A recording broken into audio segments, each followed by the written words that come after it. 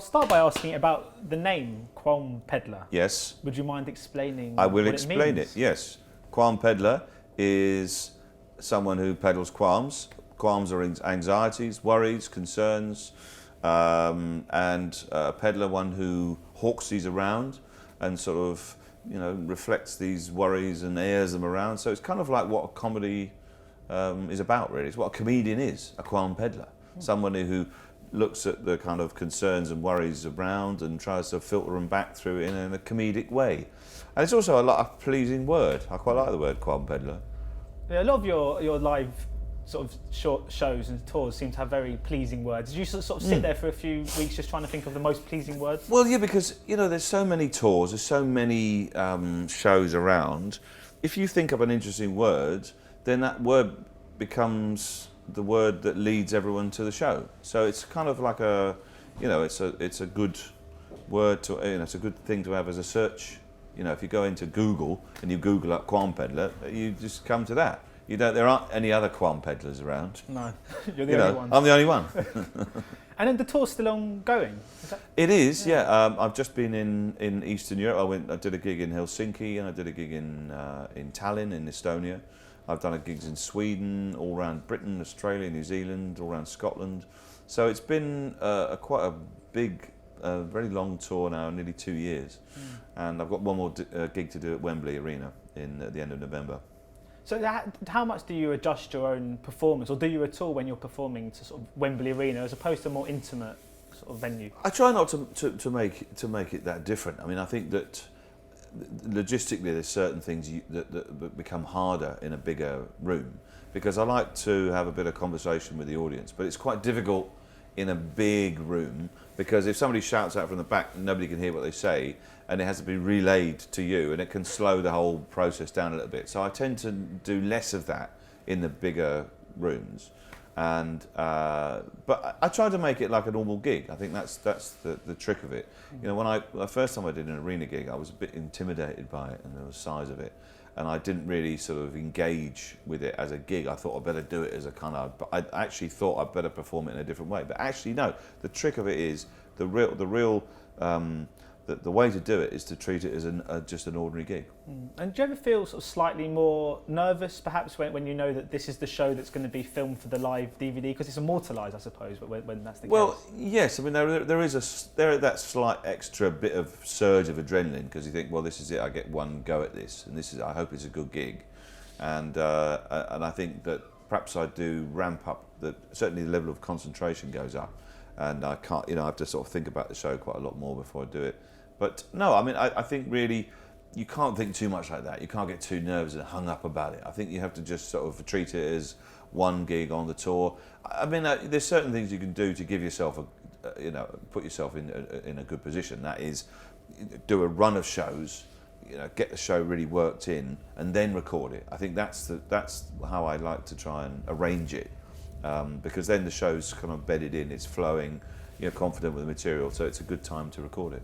So what can your fans expect from this particular offering? What's kind of different about this as opposed to previous shows? Well, I suppose the thing which is significantly different is that I incorporate a lot more of my own experience into this show. I mean, a lot of the shows tend to be a lot of music, a lot of stand-up, a lot of visuals.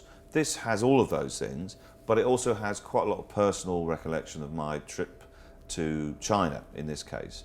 And it was about learning the language, engaging with the culture, and then an experience I had with an owl, where we went to a restaurant, saw the owl on the menu, we bought the owl, released it. All of that is in the show. And it actually grew from being just a kind of couple of comments into an entire routine and a story sort of fleshed out with film and imagery and all the rest of it. So I think that's what this show has that other shows don't. So I think you went to Borneo as well. Yes, I did, yeah. And I was filming a documentary there about Alfred Wallace, this Victorian naturalist who I've become slightly obsessed with over the last 15 years.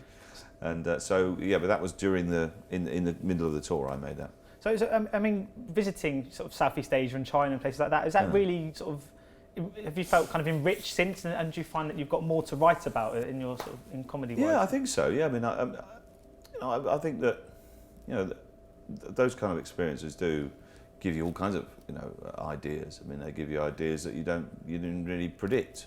They give you ideas about, you start talking about your own country. Like, it gives you a perspective on Britain. It gives you a perspective on celebrity culture and the sort of ephemeral nature of it, the shallow nature of it. And when you see other cultures, and I think that sometimes you come back to Britain and you see it in a different light. And so I think that's actually where it does have an enormous benefit, I think. And also it means that you're touring around. I see I just go to theatres and stay in hotels, and you're sort of staying in a very much built-up environment and in an urban environment. And what's great about going to a place like Borneo is that you get right away from that.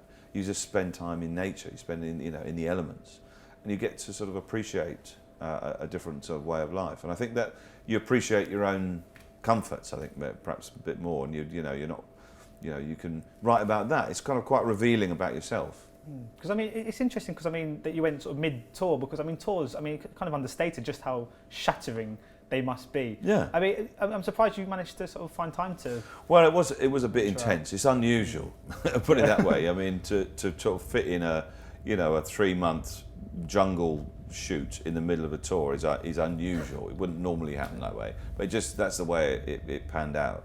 And that was the only time we could fit it in.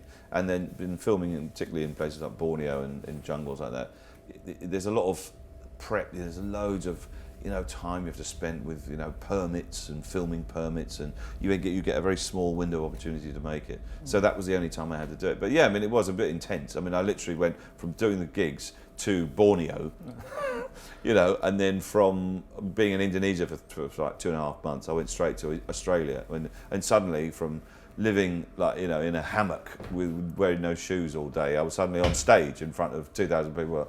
This is a bit of a, but it was good. It's good to break it up, I think. But talking a bit closer to home, it must be pretty handy that you're literally around the corner from Hammersmith Apollo, your office. Yeah. That's quite nice when you play there. It is. It feels like a home gig, really, and it's a cracking venue. I think it's one of the best venues for stand-up. I think there is.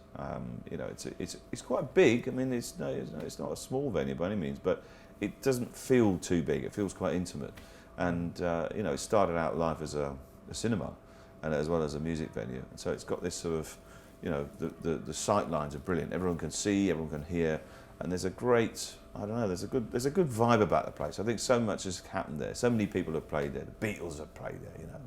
Every kind of significant, music artist has played there over the years. So there's something in the walls. Yeah. And Hammersmith Apollo is really at the forefront of this kind of resurgence of comedy at the moment, with the kind of Live at the Apollo shows and the road shows and stuff. For sure. Do you think that, because obviously you've been doing comedy for quite a while now, do you think it would have been not easier if you got into it now to get that kind of recognition and exposure? Do you think it's more easy for comedians these days with all the opportunities available?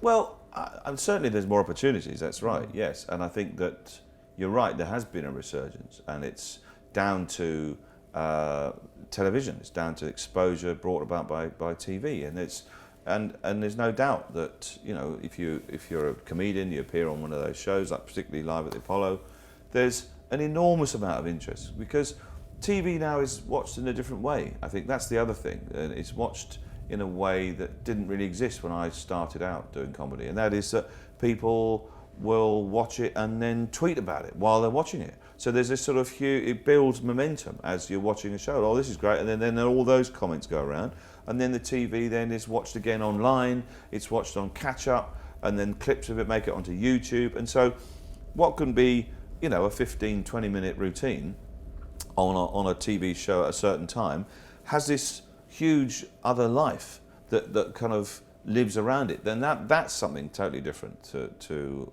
when I got a TV spot, say when I was starting out, that was it. You got your 10 minutes and that was it. And then people didn't see it, well, they wouldn't have. They're not going to be able to see it again. Yeah. So I think now is if you're a comic and you're on one of those shows, you get a far greater audience. And because there are tons. It's at that time of year where there's tons of Christmas DVDs coming out. You've got obviously Jack D, Eddie Izzard, Ross Noble, yours, Sean Locke. All on the same day. because obviously yours is the greatest of them all. But if yours was sold out, which is inevitable, who would you suppose would be a good backup option? Who are you a fan of? Oh, I mean, any of those names you've just mentioned are all terrific comics, and they've all been doing it a long time. They're all very original comics. They're all quite different to each other. And I mean, of course, I'd be biased and say my old pal Sean, because I've known Sean a long time. He's one of my oldest friends, and we've sort of started out doing comedy together. So we've kind of, we've gone from being on a little bill, sharing a bill in a pub somewhere, to now sort of being touring comics, and he does his TV, and he's got a very high profile, and we've sort of grown up doing comedy together. So I would say Sean, because he's got one of the most original voices in comedy. Is there sort of some friendly competition this time of year amongst all the comedians on the circuit? I guess there is, yeah. I mean, I don't think this. We're all quite affable. We all know each other quite well. I don't think it's too cutthroat. We're sort of we don't all live in a big funny house, though. That's a shame.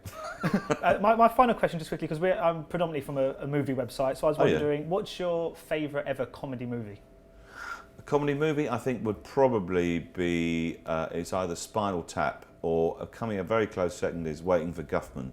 The same guys, which is not so well known over here, but it's a hilarious, spoof of amateur theatre, and one of those two. Brilliant. Thank you so much for your time today. Much appreciated. Yeah, cheers. Thank you. Cheers.